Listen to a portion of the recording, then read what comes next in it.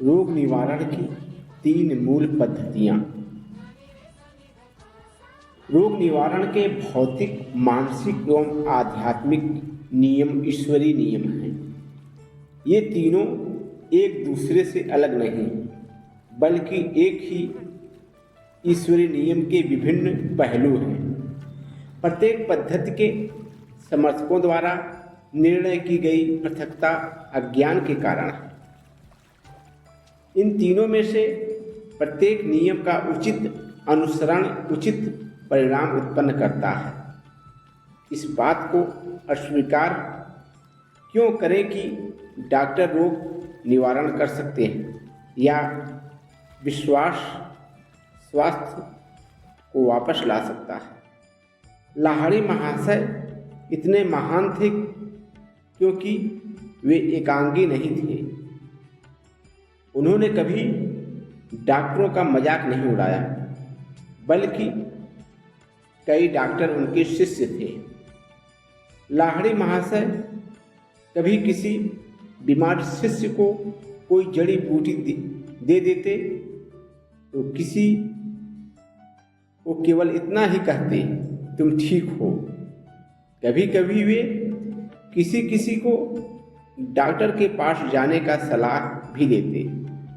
यह सब बीमार व्यक्ति की प्रकृति पर निर्भर करता है। मैंने भी यदा कदा लोगों को डॉक्टर के पास जाने के लिए कहा है। उनके माध्यम से ईश्वर काम कर सकते हैं। मनुष्य को समझदार दृष्टिकोण रखना चाहिए। आखिर उन वनस्पतियों और रसायनों को किसने बनाया है जिनसे औषधियाँ बनाई जाती हैं? ईश्वर ने सब कुछ बनाया है और वही अपने भौतिक, मानसिक और आध्यात्मिक नियमों के माध्यम से कार्य करते हैं। मुझे भी शरीर को स्वस्थ करने में वनस्पतियों को प्रयुक्त करने के कुछ सरल उपायों का ज्ञान है। इसीलिए इस जगत में रोग निवारण की विभिन्न पद्धतियाँ और शारीरिक तथा मानसिक पद्धतियों का अवलंब करने वालों में झगड़ने का कोई कारण नहीं है। मेडिकल साइंस द्वारा बड़े बड़े रोगों का निवारण किया जा रहा है। उसके वैज्ञानिकों ने कभी यह दावा नहीं किया कि उन्हें रोग निवारण के सब तरीकों का पता चल गया है, परंतु उन्होंने एंटीबायोटिक्स और टीकों को विकसित कर लिया जो आज कई रोगों को ठीक कर रहे हैं और कई रोगों का उन्मूलन कर रहे हैं। वे एक ऐसी किरण की खोजने के अत्यंत निकट पहुंच चुके हैं जो कैंसर के कुछ प्रकारों की कोशिकाओं को नष्ट कर देंगी। हमें मेडिकल साइंस को श्रेय देना ही पड़ेगा। साधारण मनुष्य से कहीं अधिक बढ़कर डॉक्टर मानव शरीर की कार्यप्रणाली को समझते हैं। परंतु गोलियों पर ही निर्भर मत रहिए, बल्कि मन की शक्ति पर अधिक निर्भर होना सीखिए। भौतिक पदार्थों के शरीर पर होने वाले प्रभाव को न मानना अज्ञान है और मन की शक्ति को स्वीकार न करना तथा उसे विकसित न करना यथार्थ विचार है। यदि आप भौतिक पद्धति पर अति निर्भर रहें तो मन अपना कार्य नहीं करेगा। मन को श्रेष्ठतर शक्ति को प्रयुक्त करना सीखना अधिक अच्छा है।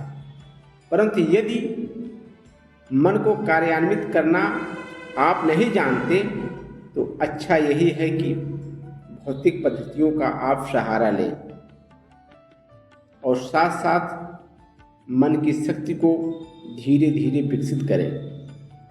योगदा सत्संग के अनुयायी भौतिक, मानसिक, आध्यात्मिक तीनों ही रोग निवारण पद्धतियों में से किसी को भी अस्वीकार नहीं करते।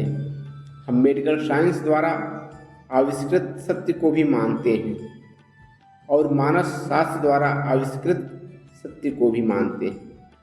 हमारा कहना केवल इतना ही है कि व्यक्ति व्यक्ति के अनुसार कुछ लोगों को मेडिकल साइंस से अधिक लाभ होता है और कुछ लोगों को मानस शास्त्र से।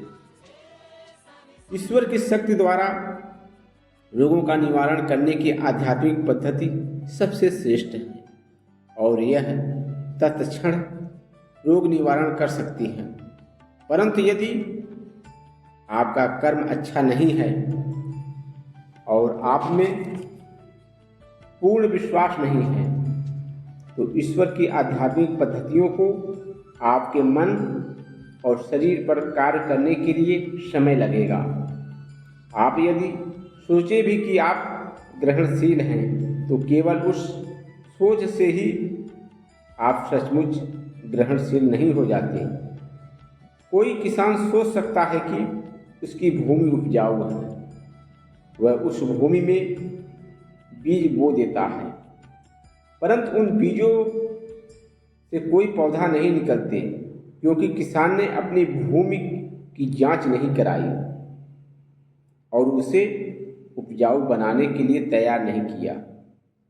रोग निवारण के लिए पर्याप्त ग्रहणशीलता आप में है, यह सोचने भर से रोग निवारण शायद संभव न हो। संभवतः आपके मन में कोई मानसिक ऐंठन बैठी हुई है।